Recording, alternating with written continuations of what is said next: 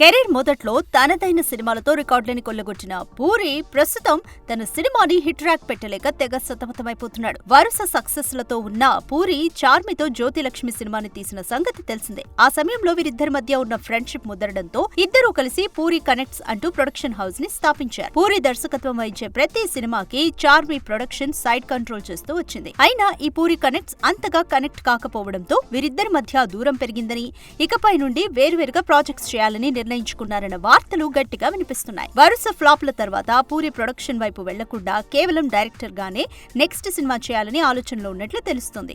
ఇక తాజా ప్రాజెక్టుల విషయానికొస్తే ఆయన 3-4 కథలను సిద్ధం చేసినట్లు తెలుస్తుంది. అయితే ఈసారి పూర్తిగా డైరెక్షన్ మీద మాత్రమే దృష్టి పెట్టాలని నిర్ణయించుకున్నట్లు టాక్. ప్రొడక్షన్ నెత్తి మీద పెట్టుకోవడం వల్ల నిండా మునిగిన పూరి ఇప్పుడు వేరే నిర్మాతలతో సినిమాను చేయబోతున్నాడని తెలుస్తుంది.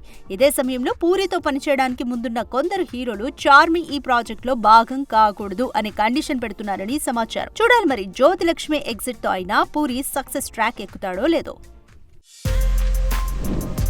For more videos like this, subscribe Big TV channel.